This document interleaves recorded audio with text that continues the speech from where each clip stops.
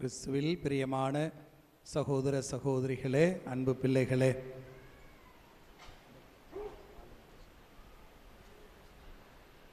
ஆண்டவரின் நாளில் அவர் தம் அன்பு பிள்ளைகளாக பெருமகிழ்வோடு கூடி வந்திருக்கிறோம். திருத்துறைப்பூண்டி பங்கிற்கு வருவதில் எனக்கு மிகுந்த மகிழ்ச்சி, ரொம்ப சந்தோஷம். நீங்கள் கொடுத்த உபசரிப்பு, வரவேற்பு அத்துணைக்கும் நன்றி.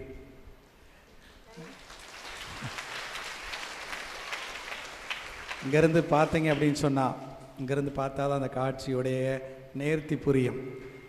மண்டை மட்டும்தான் தெரியுது.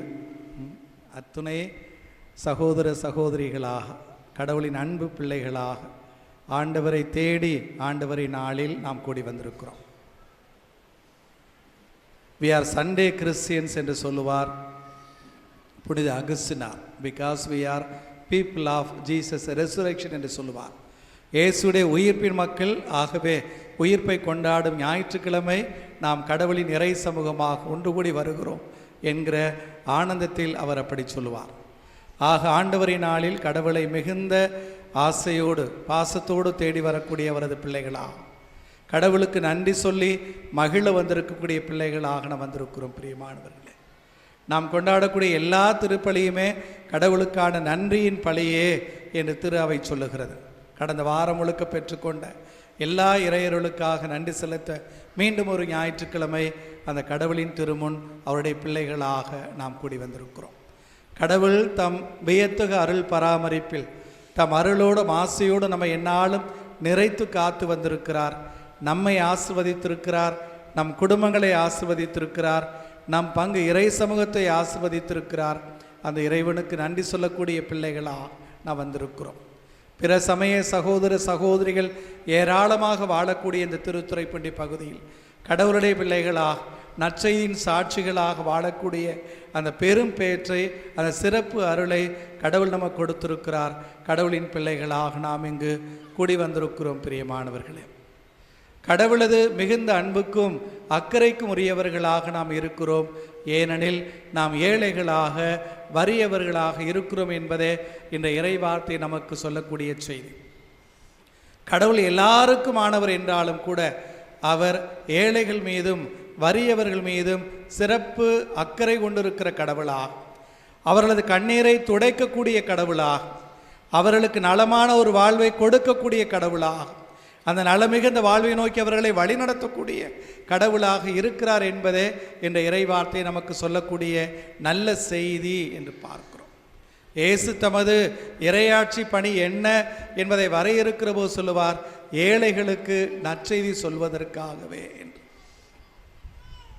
லூக்கா நற்செய்தி 7ஆம் அதிகாரம் 21 முதல் இறைவார்த்தைகளில் வாசிக்கிறோம். திருமுழுக்கு யோவானுக்கு ஒரு ஐயப்பாடு வருகிறது.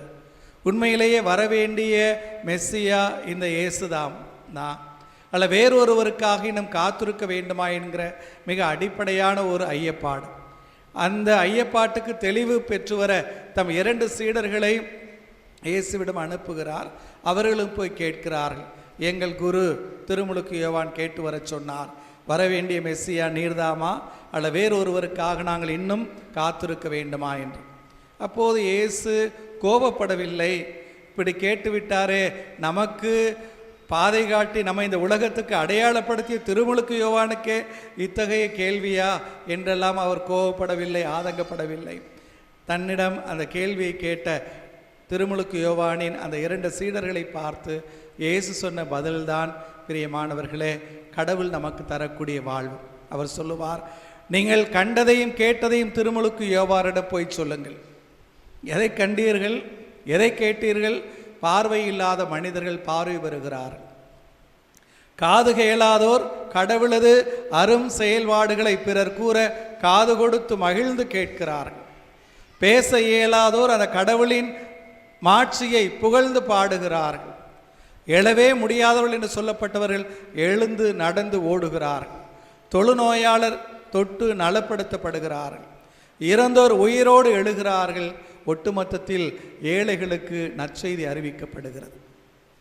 ஆக கடவுள் தன் மக்களை தேடி வந்திருக்கிறார் என்பதை உணர்ந்து அந்த மக்களை தொட்டு நலப்படுத்தி வாழ்வு தரக்கூடிய நற்செய்தி அவர்களுக்கு சொல்லி அவர்களை நிறைவான வாழ்வின் பாதையில் வழிநடத்துவதே தமது இறையாட்சி பணி, இறையாட்சி நோக்கு என்று இயேசு எப்போதுமே அறிந்திருந்தார். பிரியமானவர்களே, முதல் வாசகத்தில் எரேமியா இறைவாக்கினரது இறைவார்த்தை பகுதியாக வாசிக்க கேட்டோம். பாபிலோனிய அடிமைத்தனத்தில் இருந்த மக்கள் மீண்டும் வருவார்கள் என்கிற அந்த நல்ல செய்தியை எரேமியா இறைவாக்கினர் வழியாக சொல்லுகிறார் கடவுள். எனது மக்களை அவர்கள் சிதறடிக்கப்பட்ட உலகின் எல்லா எல்லைகளிலிருந்தும் மீண்டும் அழைத்து வருவேன், எல்லோரையும் அழைத்து வருவேன் என்று சொல்லக்கூடிய கடவுள் குறிப்பாக சிலவற்றை சொல்லுவார். அவர்களுள் பார்வையற்றோரும் கால் ஊனமுற்றோரும் கருவுற்றோரும் பேறுகால பெண்டிரும் அடங்குவர். பெரும் கூட்டமாய் அந்த வறியவர்களும் ஏழைகளும் இங்கு திரும்பி வருவார்கள். அழுகையோடு அவர்கள் திரும்பி வருவார்கள். ஆறுதல் அளித்து அவர்களை நான் அழைத்து செல்வேன். நீரோடைகள் ஓரமாக அவர்களை நான் நடத்தி செல்வேன். இடறி விழாதவாறு சீரான பாதையில் அவர்களை நடக்கச் செய்வேன். ஏனெனில் நான் இஸ்ரவேலின் தந்தை, எல்லா மக்களுக்குமான தந்தை. குறிப்பாக ஏழைகளுக்கும் வறியவர்களுக்கும் வாழ்வில் தோற்கடிக்கப்பட்டவர்களுக்கும் வாழுகிற போதே புதைக்கப்பட்ட மக்களுக்கும் வாழ்வின் ஆதாரங்களும் வளர்ச்சிக்கான வாய்ப்புகளும் மறுக்கப்பட்ட எல்லாருக்குமான கடவுளாக நான் இருக்கிறேன் என்று சொல்லுவதை பார்க்கிறோம். எப்போதுமே கடவுள் ஏழைகள் சார்பாக, வறியவர் சார்பாகவே இருக்கிறார் என்பதை விவிலியத்தின் பிற பகுதிகளும் கூட நமக்கு எடுத்து சொல்லும். எசையா இறைவாக்குநூல் 58ஆம் அதிகாரம் 7வது இறைவார்த்தையில் வாசிக்கிறோம். கடவுளுக்கு உகந்த வாழ்க்கை என்பது எது, கடவுள் விரும்புகிற நோன்பு என்ன என்பதை விளக்குகிற எசையா சொல்லுவார். பசித்திருப்பவருக்கு உனது உணவை கொடு, தங்க இடமில்லா வறியவரை உனது இல்லத்தில் ஏற்றவர்களை தங்கவை, ஆடையில்லா மனிதரை பார்க்கிற போது அவருக்கு ஆடை உடுத்தி அழகுவார். இதுவல்லவோ நான் விரும்புகிற நோன்பு, இதுவல்லவோ நான் எதிர்பார்க்கிற கடவுளுக்குரிய வாழ்வு என்று சொல்லிக் கொடுப்பதை பார்க்கிறோம். ஆக எப்போதுமே இஸ்ராயேல் மக்களுக்கு மோசேயை தொடங்கி இறைவாக்கினர் வழியாக நல்ல வாழ்வு என்று கடவுள் காட்டிய பாதையெல்லாம் ஏழைகள் மீதும் வறியவர்கள் மீதும் அக்கறை கொண்டிருக்கக்கூடிய ஒரு வாழ்வே. தான் அக்கறை கொண்டிருப்பது போலவே இவ்வுலகமாந்தர் அனைவரும் வறியவர்கள் மீதும் ஏழைகள் மீதும் தனிப்பட்ட கரிசனை கொண்டு வாழ வேண்டுமென்றே கடவுள் அந்த மக்களுக்கு சொல்லி வந்தார் என்று பார்க்கிறோம். திருப்பாடல் 22-24வது இறை வார்த்தை இப்படி வாசிக்கிறோம். எளியோரின் சிறுமையை கடவுள் அற்பமாக எண்ணவில்லை, அதை கவனியாமல் இருந்து விடவில்லை. இஸ்ராயேல் மக்களை கடவுள் தன் மக்களாக தெரிந்து கொள்ளுகிறார். வளமையான மனிதர்கள் என்பதற்காக அல்ல, பெரும் செல்வாக்கு மிகுந்த மனிதர்கள் என்பதற்காக அல்ல, அறிவிலோ புயத்திலோ வல்லமை மிகுந்தவர்களாக இருந்தார்கள் என்பதாக அல்ல, சொந்த நாடில்லாதவர்களாய், அடிமைகளாய், அடிமை வேலை செய்யக்கூடிய மக்களாய், எகிப்தில் அடிமைப்பட்டு கிடந்த நிலையில் கடவுள் அவர்களை தன் மக்களாக தெரிந்து கொள்ளுகிறார். மோசே அழைக்கிற போது சொல்லுவார், எகிப்தில் எனது மக்கள் இடக்கூடிய அந்த அழுகுரலை நான் கண்டேன், அந்த அழுகுரல் எனது செவிப்பறைகளை கிழித்தது, ஆகவே அவர்களை விடுவிக்க நான் இறங்கி வந்திருக்கிறேன், நீ வா பார்வோரோடு போய் அவர்களுக்கு விடுதலை பெற்றுக்கொடு என்று சொல்வதை பார்க்கிறோம். ஆக அடிமைப்பட்டு கிடந்த தனது மக்களை ஏழைகளாக, வறியவர்களாக, உழைக்கிற மக்களாக, கொத்தடிமைகளாக இருந்த தனது மக்களை அவர் கனிவுடன் கண்ணோக்குகிறார், அவர்களுக்கான விடுதலையை கொடுக்கிறார் என்பதையே அது உணர்த்துகிறது. அதே வார்த்தையை தான் திருப்பாடலில் வாசிக்கிறோம். எளியோரின் சிறுமையை ஒரு அற்பமாக எண்ணவில்லை, அதை கவனியாமல் இருந்து விடவில்லை, தம் முகத்தை அவர்களுக்கு மறைக்கவும் இல்லை, தம்மை நோக்கி அவர்கள் மன்றாடுகையில் கடவுள் அவர்களுக்கு செவி சாய்த்தார். இந்த ஏழை கூவியலைத்தான் ஆண்டவர் அவனுக்கு செவி சாய்த்தார் என்று விவிலியத்தில் வாசிக்கிறோம். ஏழைகள் தன்னை நோக்கி கூக்குரல் இடுகிற போது காது கொடுத்து கேட்கிற கடவுளாக, அவர்கள் வறுமையை போக்கியவர்களுக்கு நலமளிக்கிற கடவுளாக, உடல் குறைபாடுகளை போக்கியவர்களுக்கு நலமளிக்கிற கடவுளாக, இன்னும் நிறைவான முழுமையான வளமையான வாழ்வை அவர்களுக்கு கொடுத்து வழிநடத்துகிறவராக இந்த கடவுள் இருக்கிறார். கடவுள் எப்போதுமே ஏழைகள் மீது தனிப்பட்ட கரிசனையும் கனிவும் கொண்டிருக்கிறார் என்பதற்கு இன்னொரு இறைவார்த்தை பகுதி சான்று. நீதிமொழிகள் 17ஆம் அதிகாரம் 5வது இறைவார்த்தையில் வாசிக்கிறோம். ஏழையை ஏளனம் செய்கிறவர் அவரை உண்டாக்கினவரையே இகழுகிறார் என்று. ஏழைகளை ஏற இறங்க பார்க்கிறீர்களா? ஏழைகளை சோம்பேறிகள் என்று அவர்களை ஏற இறங்க பார்த்தவர்களை ஒதுக்கி வைக்கிறீர்களா? பிழைக்க தெரியாதவர்கள் என்று அவர்களுக்கு பட்டம் சுட்டுகிறீர்களா?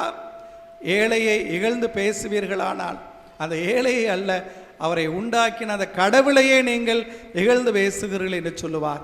ஏழைகள் சார்பாகவே இயேசுவின் செயல்பாடு எப்போதுமே அமைந்திருந்தது பிரியமானவர்களே.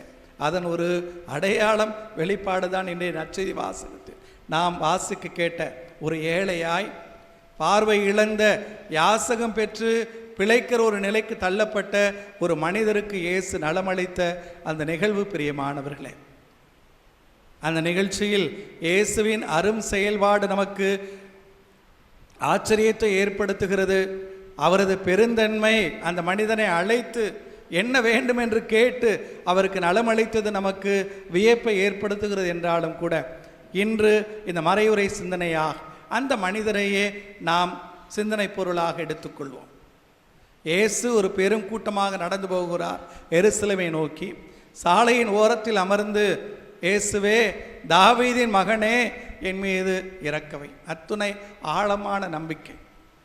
முன்பின் அந்த இயேசுவை பார்த்ததில்லை, ஏனெனில் கண் பார்வை இல்லை. ஆனால் இயேசுவால் தன்னை நலமாக்க முடியும் என்கிற நம்பிக்கை மட்டும் இருக்கிறது. உரத்த குரலில் குரலெடுத்து அழைக்கிறார், இயேசுவே தாவீதின் மகனே என் மீது இரக்கவையும். எனது பார்வையில் ஒரு மிக நல்ல ஜெபமாக இந்த வார்த்தைகளை பார்ப்பேன், இயேசுவே என் மீது இரக்கவையும் என்பதை. அவன் அப்படித்தான் ஜெபிக்கிறான். ஜெபம் என்றால் என்ன என்பதற்கு இறையியல் அறிஞர்கள் சொல்லுவார்கள், ஜெபம் என்பது நாம் யார் என்பதையும் கடவுள் யார் என்பதையும் அறிந்து கொள்வது. To know who I am and who know what God is என்று அறிந்து கொள்வது. நமது இயலாமையையும் கடவுளது ஆற்றலையும் உணர்ந்து கொள்வது ஜெபம். நமது இயலாமையை உணர்ந்து கொள்ளுகிறோம், கடவுளது ஆற்றலை உணர்ந்து கொள்ளுகிறோம், அதை ஜெபம் என்று சொல்லுவார். அந்த இயேசுவால் முடியும், நான் இழந்த பார்வையை மீட்டு கொடுக்க அந்த இயேசுவால் முடியும் என்கிற ஆழமான நம்பிக்கை கொண்டிருந்த நல்ல மனிதனாக அவர் இருக்கிறார். குரல் எழுப்புகிறார். ஆனால் இயேசுவோடு போன அந்த பெரும் கூட்டம் அவரை பேசாதிருக்குமாறு அதட்டுகிறது. அந்த கூட்டத்தில் ஒருவராக நாமும் பல நேரங்களில் இருந்திருக்கிறோம் பிரியமானவர்களே. நமது வாழ்வில் எவரையாவது என்றாவது இயேசுவிடம் அழைத்து வந்திருக்கிறோமா? நமது பிள்ளைகளை, நமது கணவனை, மனைவியை, உறவினர்களை, நண்பர்களை, அண்டை வீட்டாரை, நாம் பணி செய்யக்கூடிய இடங்களில் பார்க்கக்கூடிய சகோதர சகோதரிகளை இயேசுவிடம் அழைத்து வந்திருக்கிறோமா? அல்ல அவர்கள் இயேசுவிடம் வராதவாறு தடுத்திருக்கிறோமா? பல நேரங்களில் தடுத்திருக்கிறோம் பிரியமானவர்களே. இந்த இயேசுவின் அருளை விரும்பி தேடி அந்த மனிதனை இயேசுவிடம் வராதவாறு ஒரு கூட்டம் தடுத்தது. ஆனால் அதே கூட்டம் சற்று நேரம் கழித்து இயேசுவின் குறுக்கீட்டுக்கு பிறகு, எழுந்து வா, போதகர் உன்னை அழைக்கிறார், மெஸ்ஸியா உன்னை அழைக்கிறார், இயேசு உன்னை அழைக்கிறார் என்று அவரை அழைத்து வருவதையும் பார்க்கிறோம். அந்த பணிதான் பிரியமானவர்களே நாம் செய்ய வேண்டிய பணி. எல்லோரையும் அந்த இயேசுவிடம் அழைத்து வர வேண்டும். இயேசுவை அறியாத மக்களுக்கு அந்த இயேசுவை சொல்லிக் கொடுக்க வேண்டிய, நற்செய்தி அறிவிக்க வேண்டிய கடமை நமக்கு இருக்கிறது. ஆனால் கிறிஸ்தவர்கள் நாம் பல நேரங்களில் நமது கடமையெல்லாம் கோவிலுக்கு வருவதும் அருள் அடையாளங்களில் பங்கேற்பதும் என்பதாக முடித்து கொண்டிருக்கிறோம். நான் இந்து அல்ல, நான் இஸ்லாமியர் அல்ல, நான் சீக்கியரோ பௌத்தரோ அல்ல, நான் ஒரு கிறிஸ்தவன் என்கிற ஒரு சமூக அடையாளமாக மட்டுமே, ஒரு சமய அடையாளமாக மட்டுமே நமது கிறிஸ்தவ வாழ்வு அமைந்திருக்கிறது. நாம் அறிந்த கடவுளை எல்லோரும் அறிய செய்ய வேண்டும். நாம் அன்பு செய்யக்கூடிய அந்த கடவுளை எல்லோரும் அன்பு செய்திடல் வேண்டும் என்பது நமது வாழ்க்கை கடமை என்பதை நாம் உணர்ந்தாக வேண்டும் பிரியமானவர்களே. மீண்டும் அந்த இயேசு சொன்ன பிறகு மீண்டும் அந்த பார்வையற்ற மனிதரிடம் போய் இயேசு உன்னை அழைக்கிறார் என்று இந்த உலகத்து மக்களை இயேசுவிடம் அழைத்து வர வேண்டிய அந்த கடமை நம்மிடம் இருக்கிறது. அந்த கூட்டம் அவனை பேசாமல் இருக்குமாறு அதட்டினாலும் கூட அந்த நம்பிக்கை மிகுந்த அந்த பார்வையற்ற மனிதன் தனது குரலை தளர்த்துவதாக இல்லை, குரலை நிறுத்திக் கொள்வதாகவும் இல்லை.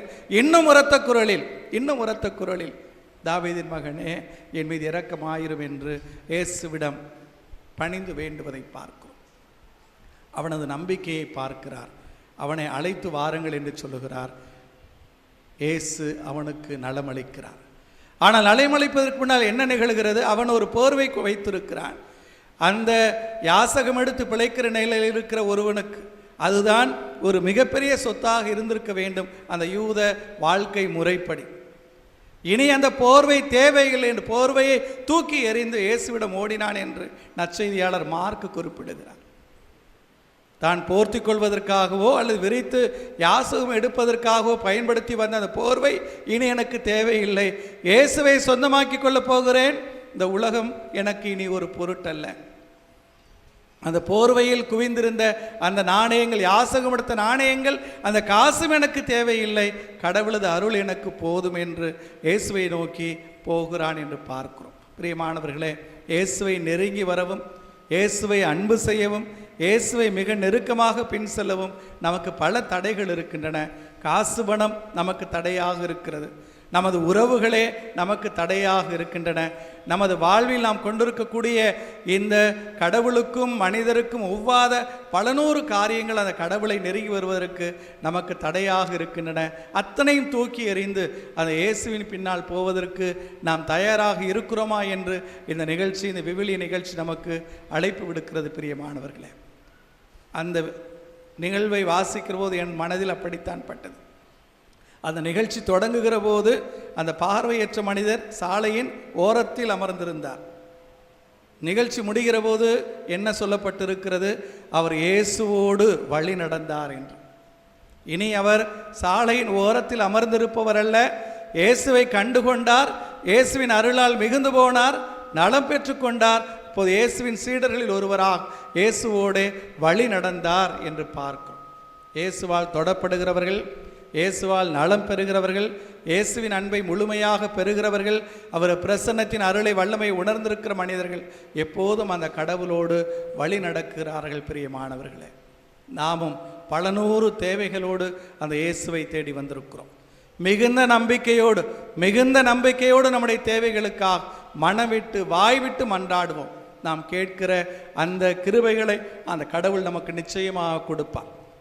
போதும் போதும் என்று சொல்லக்கூடிய அளவுக்கு அமுக்கி குலுக்கி சரிந்து விழும்படி தமது அருள் வரங்களை நமக்கு கொடுத்து நம்மை காக்கிற வல்ல கடவுளை, நல்ல கடவுளை நாம் கொண்டிருக்கிறோம். பிரியமானவர்களே, நாம் ஏறெடுக்கிற எல்லா ஜெபங்களுக்கும் செவிமடுக்கிற காரணத்தால் நாமே அந்த கடவுளை பார்த்து சொல்ல முடியும், கடவுளே மது அருள் எங்களுக்கு போதும், மது கிருபை எங்களுக்கு போதும், உம்முடைய ஆசீர்வாதங்களுக்கு போதும் என்று சொல்லக்கூடிய அளவுக்கு கடவுளது அருளால் நிறைந்த ஒரு வாழ்வை அந்த கடவுள் நமக்கு கொடுக்கிறார். பிரியமானவர்கள், ஏராளமான ஜெபங்களோடு வந்திருக்கிறீர்கள். சாமுவேல் முதல் புத்தகம் 1 அதிகாரம் 17வது இறைவார்த்தை இன்று இந்த ஜெப வழிபாட்டில் பங்கெடுத்து திருப்பலியில் பங்கெடுக்கக்கூடிய உங்களுக்கு கடவுளுடைய வார்த்தையாக நான் சொல்வது இதுதான்: மன நிறைவோடு செல்லுங்கள், இஸ்ராயலின் கடவுளாகிய ஆண்டவர் நீங்கள் ஏறெடுத்த உங்கள் எல்லா ஜெபங்களுக்கும் செவிமடுப்பார். மன நிறைவோடு செல்லுங்கள், வெறுங்கையோடு நீங்கள் திரும்ப செல்ல மாட்டீர்கள். கடவுளின் ஆலயத்துக்கு வந்திருக்கிறீர்கள், கடவுளுக்கு நன்றி சொல்லி மன்றாடி இருக்கிறீர்கள், கடவுளது அருள் வரங்களால் நிறைந்து அந்த கடவுளை கண்டு வணங்கி மகிழ்ந்து அவரது அருளையும் ஆசையும் கை நிறைய மடி நிறைய பெற்று நீங்கள் திரும்புவீர்கள். மன நிறைவோடு செல்லுங்கள், இஸ்ராயலின் கடவுளாகி ஆண்டவர் நீங்கள் ஏறெடுத்த உங்கள் எல்லா ஜெபங்களுக்கும் செவிமடுப்பார். ஆமென். எழுந்து நிற்போம். நம்முடைய